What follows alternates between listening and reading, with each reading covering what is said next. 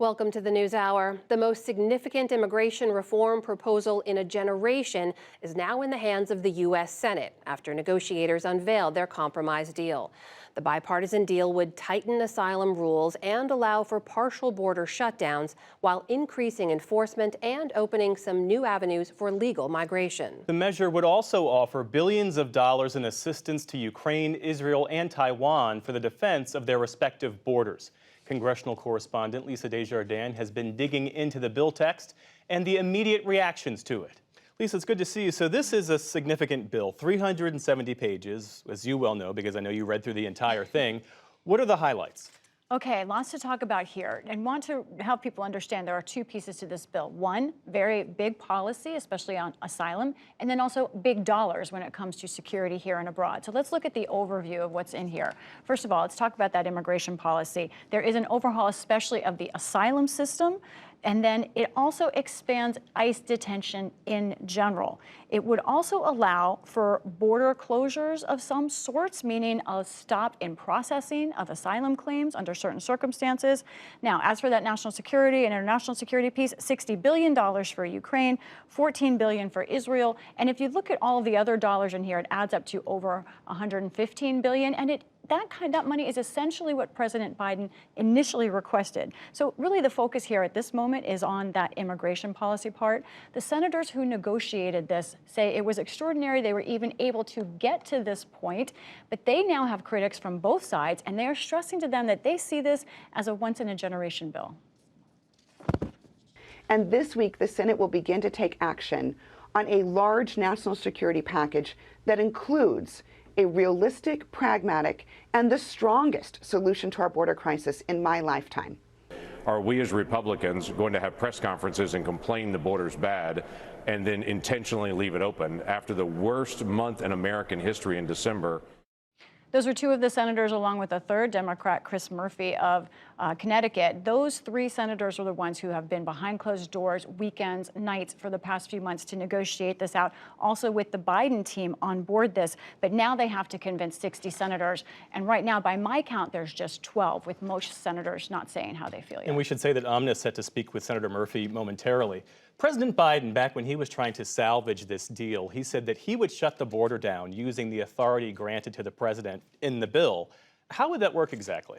This gets complex, but think about the problems that this bill is aiming to solve. That huge group of people that have been massing at the border, the surge there, many of them have crossed the border through our asylum policy, which has meant that because of a lack of detention space and the way our asylum policy works, they have entered the country almost automatically and waited processing sometimes for years in theory. So what this bill has done to try and address that is a few things with this shutting down the border concept. Let me explain this. This would be a new authority that would be given to DHS, and under this authority, DHS could immediately deport most of the migrants that were encountered at the border, as opposed to now when those migrants are generally allowed in the country to await processing. Now, this would go into effect optionally for the DHS secretary at 4,000 migrants a day when we hit that average level. It would be mandatory at 5,000 migrants a day. Now, some conservatives have a big problem with those numbers, but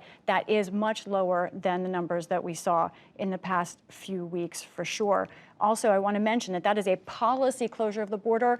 Of course, the border, there's still open land there. This does allow a DHS secretary to continue building a border wall if they choose.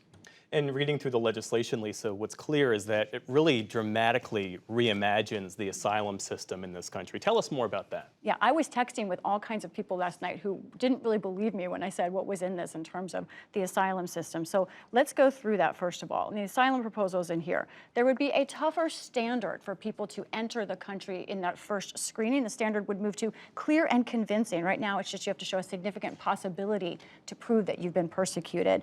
Now, a fraction of the people would pass that screening, a very small fraction. Most would probably be denied and put into removal processing and for deportation.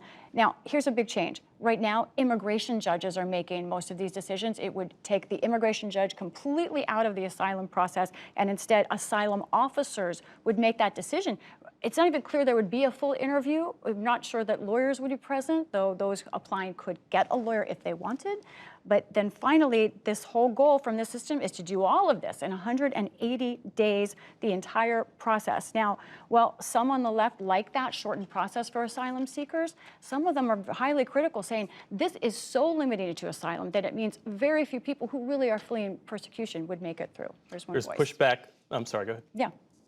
This is Andrea Flores from Forward.us. Goal to reduce the amount of time it takes to review a claim. Unfortunately, this bill really goes overboard in making it even harder to get an already hard benefit. So it's adding a new asylum bar that would impact many of the people who otherwise might be able to be, qualify for protection. So that's a concern that this is just really limiting, and maybe a human rights concern from the left. The other senators who put this together say no. Well, I was going to say there's pushback from the left, and of course there's pushback from the right. What's interesting, the GOP-friendly U.S. Chamber of Commerce came out today and said they support this legislation, says it has desperately needed reforms. Why are Republicans on the Hill?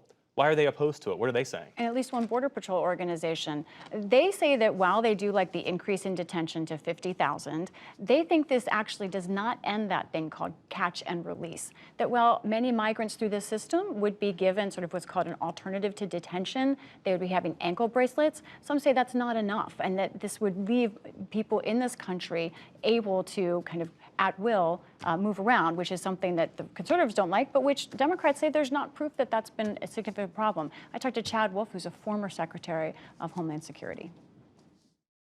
I don't think it ends catch and release. You know, they talk about single adults being detained. Well, they only have 50,000 beds, and I can guarantee you there is a lot more single adults coming across that border that need to be apprehended before they can be removed than 50,000. Conservatives also wanted some things that were not in here. They wanted more limits on humanitarian parole. It's a win for the Biden White House that there are no limits on that right now in this bill. And in addition to that, expedited removal, kind of fast-track deportations, conservatives wanted more of that, and that also is not in this bill. So in the 30 seconds we have left, Lisa, where is all of this headed? Right. It's tricky. We expect a vote on this in the Senate on Wednesday. Now, the 3 senators that I talked about are moving hard to try and get those votes. It is uphill even in the Senate, which is amazing because this is the most conservative immigration legislation we've seen in decades, but they're having trouble with Republicans, namely House Speaker Mike Johnson. He doesn't have a Senate vote, of course, but he has influence. Here's what he tweeted out. He said, "This bill is even worse than we expected. If this bill reaches the House, it will be dead on arrival." The hope from senators behind this is that they can turn that around by getting a big Senate vote. Right now, it looks pretty rough. At the same time, we know there's political influence here from Donald Trump and others. Indeed. Lisa Desjardins, thank you so much for that great reporting. Welcome.